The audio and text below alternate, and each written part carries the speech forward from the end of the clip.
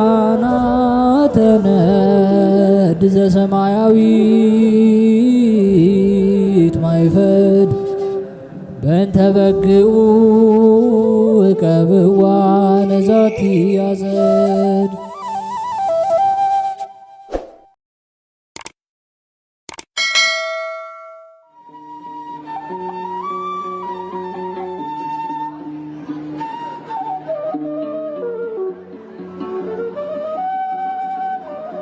በስመ አብ ወወልድ ወመንፈስ ቅዱስ አሐዱ አምላክ አሜን። ሰላም እንደምንቆያችሁን ውድ የሊቃናት ሚዲያ ቤተሰቦቻችን፣ አሜን። እግዚአብሔር ስሙ ከዘላለም እስከ ዘላለም የከበረ የተመሰገነ ይሁን። በዛሬ ቪዲዮ ይዘንላችሁ የቀረብነው ጥር 27 የሚነበብ ስንክሳር ሲሆን ለዚህ ቻናል አዲስ የሆናችሁ እህት ወንድሞቻችን ቻናሉን ሰብስክራይብ በማድረግ እንዲሁም የደወል ምልክቷን በማብራት ቤተሰብ እንድትሆኑ የአክብሮት ግብዣችንን አቀረብን። ወደ ቪዲዮ እንሂድ። መልካም ጊዜ። ጥር 27 የሚነበብ ስንክሳር። ዕረፍቱ ለሰራብዮን። ጥር 27 በዚህች ዕለት ከግብፅ ደቡብ ከታችኛይቱ ምስር አውራጃ በብኑዲ ከምትባል መንደር የከበረ ሰራብዮን በሰማዕትነት ሞተ። ለዚህም ቅዱስ ብዙ የገንዘብ ጥሪት እንስሳትም አሉት። አብዝቶ መመጽወትንም የሚወድ ነው። ስደትም በሆነ ጊዜ የክርስቲያን ወገኖችን ፈልጎ ያሰቃይ ዘንድ መኮንኑ ሄሬኔዎስ በየሀገሩ እንደሚዞር ሰማ። እርሱም ስማቸው ቴዎድሮስና ሁለተኛውን በግ አርቢ ሰርማ የሚባሉ ወዳጆቹ ነበሩት። እነርሱም ተከታተሉት። ይህም ቅዱስ መኮንኑን ሊገናኘው ከባህሩ ወጣ። መኮንኑም ባገኘው ጊዜ በፊቱ ቆሞ ከወገኖቹ ጋር በክብር ባለቤት ጌታችን ኢየሱስ ክርስቶስ ታመነ። መኮንኑም ሁሉንም አሰራቸው። የሀገር ሰዎችን በሰሙ ጊዜ ሁሉም ተሰበሰቡ። መኮንኑ ገድለው ቅዱስ ሰራብዮንን ከእጁ ሊወስዱ ሽተው የጦር መሳሪያ በመያዝ ለጦርነት ተሰለፉ። ሰራዊት ሆነው ደረሱ። ቅዱሱ ግን ከለከላቸው፣ እንዲህም አላቸው፣ እኔ በጌታዬ ክርስቶስ ስም ደሜን አፈስ ዘንድ በፈቃዴ የመጣሁ አይደለምን? መኮንኑም በመርከብ ተሳፍሮ ከዚያ ሄደ። ቅዱሳኑም አብረውት ሄዱ። ወደ እስክንድርያ ሀገርም በደረሰ ጊዜ የከበረ ሰራብዮንን በመንኮራኩር ውስጥ ጽኑ ስቃይን እንዲያሰቃዩት ወደ እሳት ምድጃ ይጨምሩት ዘንድ አዘዘ። ከዚህም በኋላ ከነዳጅ ድፍድፍና ቅመማ ቅመም ጋር በወጭት ውስጥ ቀቀሉት። የሥጋውንም ስሮች ቆረጡ። በብረት አልጋ ላይም አስተኝተው በችንካር ቸነከሩት። ይህን ሁሉ ስቃይንም የሚታገስ ሆነ። የእግዚአብሔር መልአክ ስቃዩን ከላዩ ይቀበልለት ነበር። ከዚህም በኋላ ከእንጨት ላይ ሰቅለው በፍላጻዎች ነደፉት። የእግዚአብሔር መልአክ እርሱን ከተሰቀለበት አውርዶ በእርሱ ፈንታ መኮንኑን አስሮ ሰቀለው። የከበረ ሰራብዮንም እንዲህ አለው፣ ሕያው እግዚአብሔርን በክርስቶስ ስም የታሰሩትን ሁሉንም እስከምታወጣቸውና የሞታቸውንም ፍጻሜ እስከምታዝ አንተ ከዚህ ከተሰቀልክበት እንጨት እንደማትወርድ እወቅ። በዚያም ጊዜ ሁሉንም አውጥተው ራሶቻቸውን በሰይፍ ይቆርጡ ዘንድ አዘዘና ቆረጧቸው። የሰማዕትነት አክሊልንም በመንግሥተ ሰማያት ተቀበሉ። የእኒህም ሰዎች ቁጥራቸው 540 ነፍስ ነው። ከዚህም በኋላ የከበረ ሰራብዮንን ወደ ሀገሩ ከእርሱ ጋር ወስዶ ያሰቃየው ዘንድ ከሐሳቡም ካልተመለሰ ራሱን በሰይፍ ይቆርጡ ዘንድ ሄሬኔዎስ አንዱን መኮንን አዘዘው። መኮንኑ ከእርሱ ጋር በመርከብ ወሰደው። ሌሊትም በሆነ ጊዜ ወደ አንድ ወደብ ደርሰው በዚያ ተኙ። እግዚአብሔርም ፈቃድ ያች መርከብ ወደ ቅዱስ ሰራብዮን አገር ደረሰች። በጠዋትም በነቁ ጊዜ የመሄጃቸው አቅጣጫ ተለውጦ አገኙ። እጅግም አደነቁ። ወደ ሰራብዮንም እነሆ ይህች ሀገርህ ናት የሚል ቃል ከሰማይ መጣ።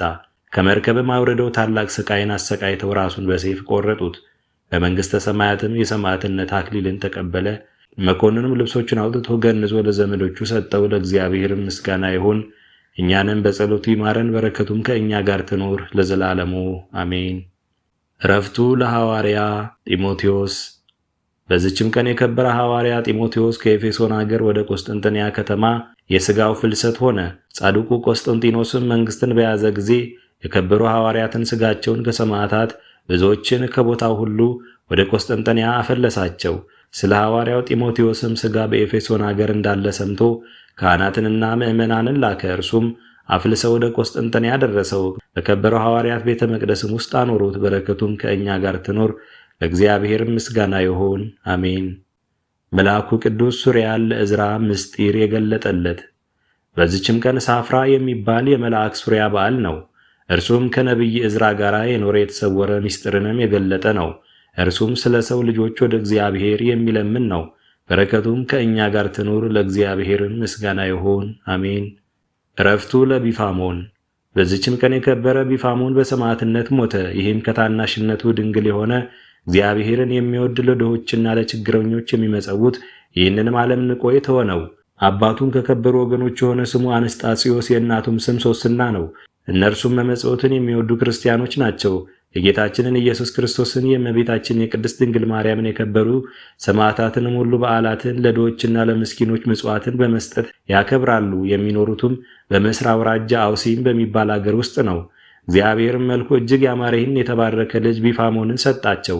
በእርሱም ደስ ብሏቸው በጎ መስራትንና ትሩፋትን አበዙ። አድጎ ወደ 9 ዓመትም ሲደርስ ያስተምረው ዘንድ እግዚአብሔርን የሚፈራ አንድ ቄስ ሰጡት። እርሱም ተቀብሎ ወስዶ ጥበብን፣ ጽሕፈትን፣ ተግሳጽን አስተምረው የቅድስት ቤተ ክርስቲያንን መጻሕፍት አጠና። በቤተ ክርስቲያንም ሁል ጊዜ ያገለግል፣ እጅግም በመትጋትም በጾም በጸሎትም በመስገድ ይጋደል ነበር።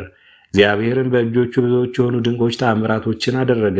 ከእኒህ በቁስል ደዌ እጆቹንና እግሮቹን የታመመ አንድ ድሃ ነበረ። የከበረ ቢፋሞንም ምጽዋትን ለመነው። ሊሰጠውም እጁን ሲዘረጋ በዚያን ጊዜ ከደዌው ድኖ ጤነኛ ሆነ። ሕዋሳቱም ሁሉ ጠነከሩ። ሁለተኛም በሌላ ጊዜ በዳዊት መዝሙር ሲያመሰግን ከዚያ አንድ ጋኔን የሚጥለው ሰው ነበረ። እግዚአብሔር ቅዱስ ሆይ ተወኝ፣ ከዚህ ቦታ ልጥፋ ብሎ ጮኸ። የከበረ ቢፋሞንም ወደ ጌታችን ጸልዮ ያንን ጋኔን ያደረበትን ሰው አዳነው። መምህሩም አይቶ አክብሮቱን ለቢፋሞን ጨመረ። እርሱ ያለማቋረጥ በመንፈሳዊ ትሩፋት ሥራ የሚያደርግ ሆኗልና የክብር ባለቤት ጌታን ኢየሱስ ክርስቶስ በማደሪያው ውስጥ የሚገልጥበት ሆነ። ቅዱሳን መላእክቶቹም ከእርሱ ጋር አምላክን የወለደች እመቤታችን ቅድስት ድንግል ማርያም በአንድነት ያጽናኑት ነበር። በመምህሩም ዘንድ 8 ዓመት ኖረ። ከዚህም በኋላ እየተጋደለ ኖረ። በየ7 ቀንም በመጾም ከሰንበት በቀር አይበላም። ወላጆቹ ሚስት እንዲያገባ ጠየቁት። እርሱም በዚህ በሚያልፍ ዓለም ከሴት ጋር መኖር ለእኔ ምኔ ነው? ፍላጎቱ ሁሉ ያልፋልና አላቸው። ወላጆቹም በእርሱ ደስ አላቸው፣ በጎ መስራትንም ጨመሩ። ከዚህም ነገር በኋላ በ7ኛው ወር አባቱ አረፈ። የከበረ ቢፋሞንም ለድሆችና ለጦም አዳሪዎች ምጽዋትን አብዝቶ ሰጠ። ለቤተ ክርስቲያን አገልግሎትም የተጠመደ ሆኖ የከበረ ወንጌልን ትእዛዞች ለመፈጸም ይጋደል ነበር። በዚያም ወራት የፋርስ ሰዎች በሮም ሰዎች ላይ ጦርነት አስነስተው ነበር። የሮም ንጉሥም በጦርነት ሙቶ መንግስት ያለ ንጉሥ ተቀመጠች። መኳንንቱና የመንግስታቱ ታላላቆች ተሰብስበው ተማከሩ። ከሁሉም ሀገሮችም ተዋጊዎች የሆኑ አርበኞችን ይሰበስቧቸው ዘንድ አዘዙ። ከላይኛውም ግብፅ ልበ ደንዳና የሆነ አንድ ሰው ተገኘ። እርሱም ስሙ አግሪጳዳ የሚባል የሰይጣን ማደሪያ የሆነ ፍየሎችን የሚያረባ ነው። ወደ አንጾኪያ ከተማም ወስደው ለመንግስት ፈረሶች ባልደራስ አድርገው ሾሙት። በአንዲት ዕለት 2 ሸምበቆ አንስቶ በአንድነት አስሮ በዋሽንት ነፋባቸው። በፈረሶች ሰይጣን አደረባቸውና ፈረሶችም እየጨፈሩ ያሽካኩ ጀመር። የሞተውም ንጉሥ ሴት ልጅ በቤተ መንግስት አዳራሹና በመስኮት ሲዘፍንና ዋሽንት ሲነፋ አግሪጳዳን አይታ እጅግ አማራት። ሰይጣንም በልቧ የዝሙትን ፍላጎት ጨመረ።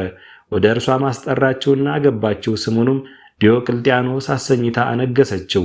ታናሽ እህቷም ታላቂቷ እህቷ ያደረገችውን ባየች ጊዜ ቀናች። እርሷም መክስሚያኖስ የሚባል አንድ መኮንን መልምላ አገባች። ልብሰ መንግስትም አልብሳ ንጉሥ አደረገችው።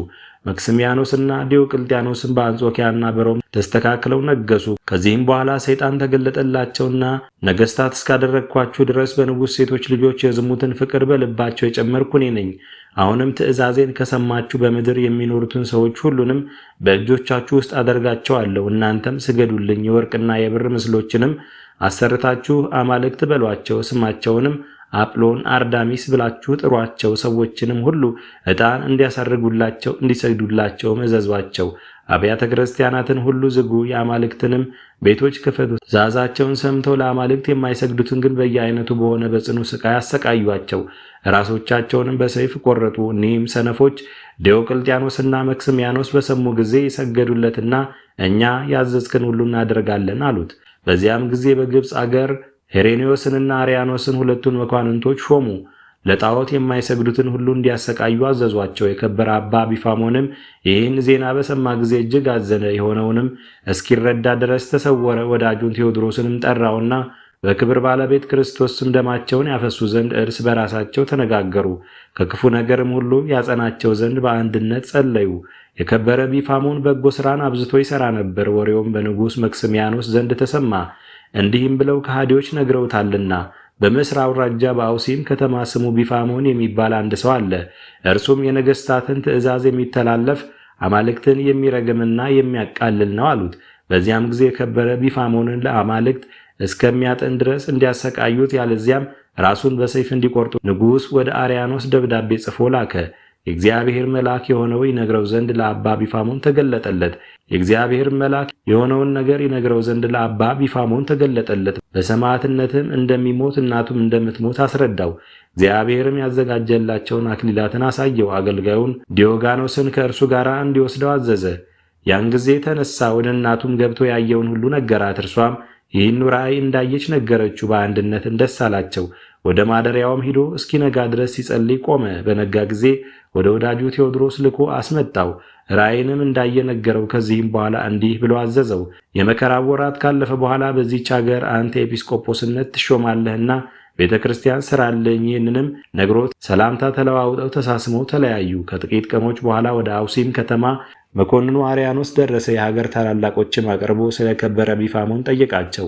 እርሱ አማልክትን እንደሚረግም ሰምቷልና። የሀገር ሽማግሌዎቹም ስለ ቅዱስ ቢፋሞን አዘዙ፣ እርሱ በእነርሱ ዘንድ ተወዳጅ ነውና። በዚህም ጊዜ አባ ቢፋሞን ተነስቶ ረጅም ጸሎትን ጸለየ። ቤተሰቦቹንም ሁሉ ተሰናበታቸው። ያማሩ ልብሶችንም ለብሶ በነጭ ፈረስ ተቀምጦ የአገር ሽማግሌዎች ተሰብስበው ወዳሉበት ሄደ። እነርሱም ባዩት ጊዜ አክብረው ሰላምታ ሰጡት። ተከትለውም ወደ መኮንኑ ወደ አርያኖስ ሄደ። አርያኖስም አባ ቢፋሞንን ባየው ጊዜ ደስ አለው። ከወንበሩም ተነስቶ ሰላምታ ላንተ ይሁን ብሎ ሰላምታ ሰጠው። አባ ቢፋሞንም እንዲህ ብሎ መለሰለት፣ ለምን ሰላም ትለኛለህ? የሰላም ትርጓሜው ደስታ ነውና፣ ለእኔ ግን በጌታዬ በፈጣሪ ኢየሱስ ክርስቶስ ዘንድ ደስታ አለኝ። ለአንተና ለባልንጀሮችህ በሰማያት ደስታ የላችሁም ብሏል መጽሐፍ አለው። አርያኖስም እኔ ክፉ ነገርን እንድትነግረኝ አልመጣሁም፣ ለአማልክት እንድትሰዋ በንጉሥ ደብዳቤ ታዝዤ መጣሁ እንጂ አለው። ቅዱሱም መልሶ ይህ አይገባም፣ ትክክለኛውስ ለእግዚአብሔር እንድሰዋ ለእርሱም እንድሰግድለት ይገባል። እኒህ አማልክቶቻችሁ አፍ አላቸው አይናገሩም፣ ዓይን አላቸው አያዩም፣ ጆሮ አላቸው አይሰሙም፣ አፍንጫ አላቸው አያሸቱም፣ እጅ አላቸው አይዳስሱም፣ እግር አላቸው አይሄዱም፣ በአንደበታቸውም አይናገሩም፣ በአፋቸውም ውስጥ ትንፋሽ የለውምና የሰሯቸውም እንደነሱ ይሁኑ። እኔ ግን ሰማይና ምድርን በውስጣቸው ያለውን ሁሉ ከፈጠረ ከጌታዬ ኢየሱስ ክርስቶስ በቀር ለሌላ አልሰግድም አለው። አርያኖስም ከቅዱስ ቢፋሞን አፍ ይህንን ነገር ሰምቶ እጅግ ተቆጣ። በየአይነቱም ታላቅ ስቃይን አሰቃየው።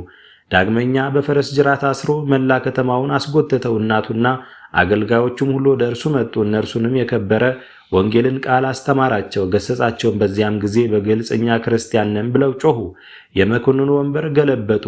መኮንኑም ጉድጓድ እንዲቆፍርላቸውና እሳትንም አንድደው በውስጧ በሕይወት ሳሉ እንዲወረውሯቸው አዘዘ።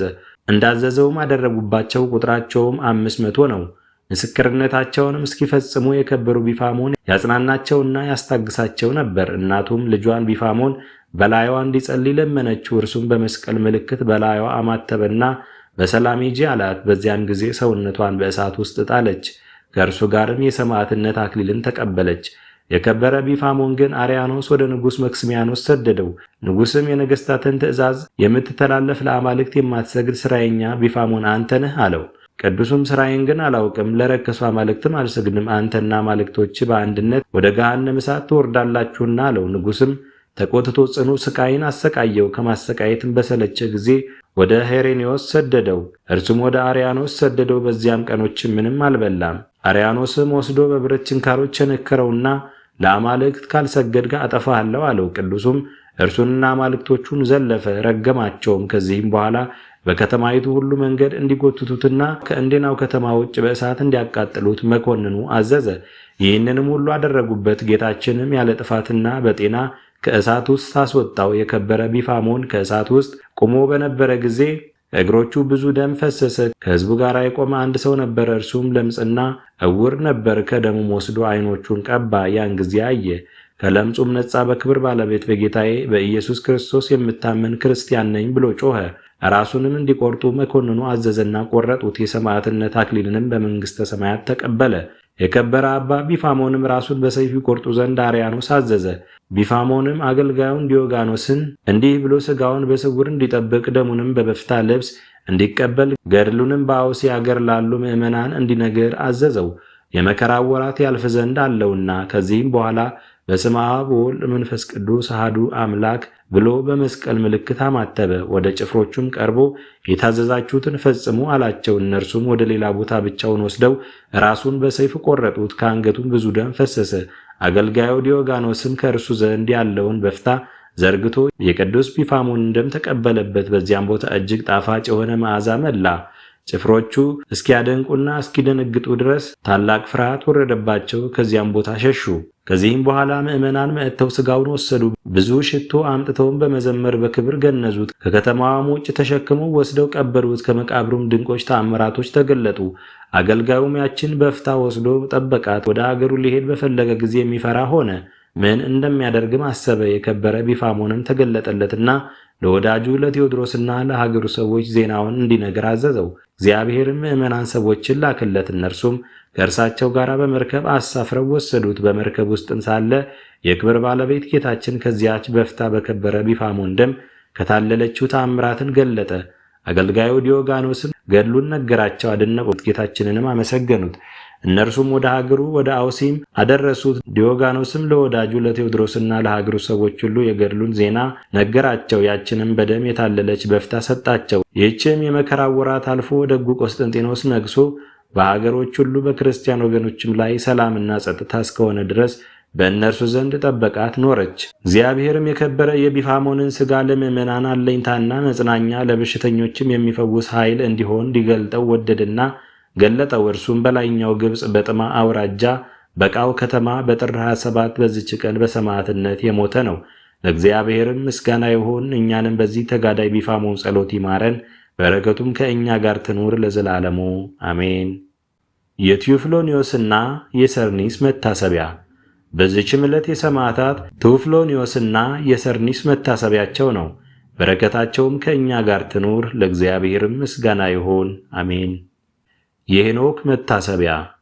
በዚችም ዕለት የያሬድ ልጅ ሄኖክን፣ የመላልኤል ልጅ የቃይናን ልጅ የሄኖስ ልጅ የሴት ልጅ የአዳም ልጅ ሄኖክን መላእክት ይዘው አሳረጉት። ይኸውም በመባረቅትና በነፋሳት ላይ ተጭኖ በመብረር ወደ ሰማይ ወስደው ከረቂቃን መላእክት ጋር አኖሩት። የእግዚአብሔርን ትእዛዝ ጸሐፊ ተባለ። እንዲህም አለ። ከማደሪያውም ከሚወጣው ከቅዱሳኑ ከገነነው በጸናች ኃይሉ ከሰራዊቱ ጋር በሲና ተራራ ከሚገለጠው ጋር በመነጋገር ተመላለስኩ። ሁሉም ይፈሩ ነበር። በውሃ ዳርም ሳለው የልመናቸውን መታሰቢያ ጻፍኩ። እስከ አንጎላችሁና ሕልም እንደሚያይ እስከመሆን ይህችን በአርሞን ግራና ቀኝ ያለች ሀገር ናት። በደብር ቅዱስ ለነበሩ ለኃጢአት ለሚተጉ ለሴት ልጆች ይዘልፋቸው ዘንድ ቃል እንደጠራውና እንዳሳየው ተናገረ። እንዲህ አለ። በበረድ ደንጊያ ወደ ተሠራ ታላቅ ቤት ቀረብኩ። በበረድ ድንጋይ የተሠራ የዚያ ቤት ግድግዳ እንደ ሳንቃ ልዝብ ነው። ከዚህ ቤት የሚበልጥም ሌላ ቤት አየው። ደጃፉም የተከፈተ ነው። በእሳት ቅጽርም የተሠራ በክብር ሁሉም የሚበልጥ ነው። በውስጡም ከፍ ያለ እግዚአብሔርን ዙፋን አየው። መልኩም እንደ ውርጭ ነው። አጎበሩም እንደሚያበራ ፀሐይ ነው። ከዙፋኑም በታች የኪሩቤል ድምፅ ይሰማል። ዳግመኛም ወደ 7 ተራራዎች ደረስኩ። 3 በምስራቅ በኩል 3 በአዜብ በኩል ናቸው። የመካከለኛው ግን ሰማይ ጠቀስ ነው። የመላእክትም ጌታ በላዩ አለ። ሌሎች 4 ገጾች ኪሩቤልን አየ። ስለ ክርስቶስም እንዲህ ብሎ ትንቢት ተናገረ። የዘመናት አለቃ ወደ ሆነው የሰው ልጅ ተጠራ። ዓለም ከመፈጠሩ አስቀድሞ የነበረ ሆነ። ሁለተኛም ለጻድቃን የጽድቅ በትር ለአሕዛብም ብርሃን ተስፋ ለሌላቸውም አለኝታ ይሆናል አለ። በሰማይ ገጽ ስለሚመላለሱ ብርሃናት እንዲህ አለ። አንዱም አንዱ በየወገናቸው በሰለጠኑበትና በተሰየሙበት ጸንተው ይኖራሉ። ስለ ነፋሳትም መውጫዎች እንዲህ ብሎ ተናገረ። 3ቱ በሰማይ ገጽ 3ቱ በምድር ገጽ 3ቱ በቀኝ 3ቱ በግራ ናቸው። ስለ አዳምም እንዲህ አለ። እነሆ በሬ ከምድር ወጣ፣ ጻዳም ሆነ። ስለ ሔዋንም ደግሞ ሴት እምቦሳ ከእርሱ ወጣች አለ። ስለ ምኵራብም ያንን አሮጌ ቤት እስከሚያሳንሰው ድረስ አየሁ አለ። ምሰሶቹንም ከውስጡ አወጣ። ስለ ቤተ ክርስቲያንም ጌታ አዲስ የበጎች ቤት አምጥቶ እስኪሰራ ድረስ አየው። ከቀድሞውም ቤት የበለጠ ነው። በጎችም ሁሉ በውስጧ ይሰማራሉ አለ። ስለ ምዕመናንም የእኒህ በጎች ጸጉራቸው ንጹሕ ነጭ ነው። የተበተኑትም ከአራዊት ጋር ይሰማራሉ። ሁሉም በአንድነት ተሰብስበው ገራሞች ሆነዋልና። ለእግዚአብሔርም ምስጋና ይሁን። እኛንም በጸሎቱ ይማረን፣ በረከቱም ከእኛ ጋር ትኑር ለዘላለሙ አሜን። አስጀምሮ ላስፈጸመን ለልዑል እግዚአብሔር ክብር ምስጋና ይሁን መቼ ለዘላለሙ አሜን። ውድ የሊቃናት ሚዲያ ቤተሰቦቻችን ጥር 27 የሚነበብ ስንክሳር ወደ እናንተ አቀረብን። በቀጣይ በአዲስ ክፍል እስከምንገናኝ ድረስ እግዚአብሔር ቸር ያቆየን። መልካም ጊዜ